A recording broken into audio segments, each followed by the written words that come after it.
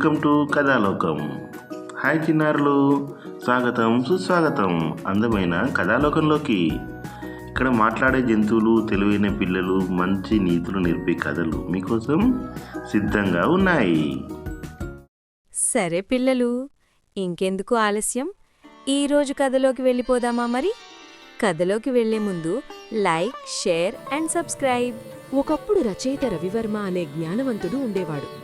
అతను పుస్తకాలు చదివినవాడు, జీవితాన్ని లోతుగా అర్థం చేసుకున్నవాడు. అతని మాటల్లో జ్ఞానముండేది. నగరంలోని గొప్ప వ్యక్తులు ఆయన్ని కలిసి సలహాలు తీసుకునేవారు.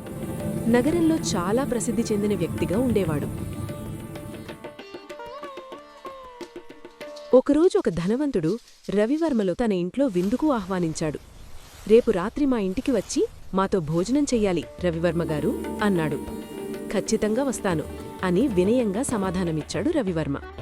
మరుసటి రోజు సాయంత్రం రవివర్మగారు కావాలనే ధనవంతుడు ఎలాంటివాడో తెలుసుకోవాలనే ఉద్దేశంతో రవివర్మ తన పాత, చిరిగిన దుస్తులు ధరించాడు. చొక్కా మోచేతుల వరకు చిరిగినది మరియు పాత చెప్పులు ధరించి, పైగా చలిగా ఉందని ఒక పాత కోటు వేసుకున్నాడు. అలా ధనవంతుడు ఇంటి గుమ్మం వద్దకు వెళ్లాడు. అక్కడున్న ధనవంతుడి యొక్క సేవకుడు అతన్ని గేటు వద్దే ఆపి, ఏమి కావాలి ముసలాయనా అని అడిగాడు. నీ యజమాని నన్ను విందుకు ఆహ్వానించారు అన్నాడు రవివర్మ.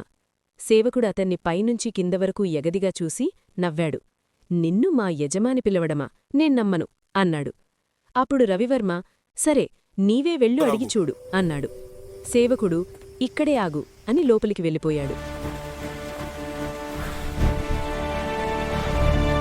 ఇక్కడి నుండి వెళ్ళిపో చెప్పి వాచ్మెన్తో ఇతన్ని ఇక్కడి నుండి గెంటివేసేయ్.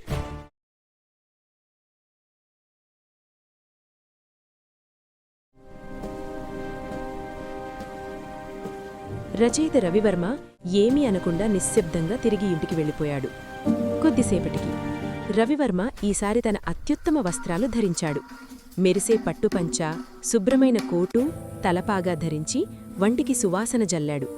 గడ్డం చక్కగా సర్దుకున్నాడు. మళ్లీ అదే ఇంటి ముందు వాహనంలో దిగాడు. రండి సార్, రండి, మీకోసమే మా యజమాని ఎదురు చూస్తున్నారు.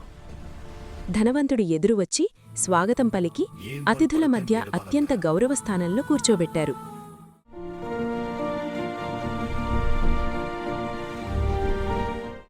రచయిత గారు, మీరు రాకపోతే భోజనం మొదలుపెట్టేవాళ్లము కాదు.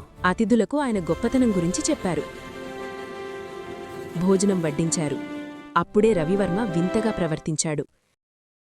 తన ప్లేట్లోని కూరను తన కోటుపై పోశాడు. బిర్యానీని తన తలపాగకు పెట్టాడు. రొట్టెలను తన కోటు చేతులకు తినిపించాడు. ఇది చూసిన అతిథులు అందరూ ఆశ్చర్యంతో లేచి నిలబడ్డారు. ఏమిటిది రవివర్మగారు? నేను చిరిగిన బట్టలతో వచ్చినప్పుడు మీరు నన్ను గుర్తించలేదు. ఇప్పుడు మంచి బట్టలు వేసుకుని వచ్చాకే నన్ను మీరు గుర్తించి గౌరవమిస్తున్నారు. మీరు గౌరవిస్తున్నది నన్ను కాదు, నా బట్టల్ని. అంటే మీరు నాకు కాదు, నా బట్టలకి విలువిస్తున్నారు. కాబట్టి ఈ భోజనం కూడా వాటికే చెందాలి. ధనవంతుడు తల వంచి నిలబడ్డాడు, తన తప్పు తెలుసుకొని. నన్ను క్షమించండి రవివర్మగారు, మనిషిని కాదు, రూపాన్ని చూసి తీర్పు చెప్పిన అజ్ఞానిని నేను.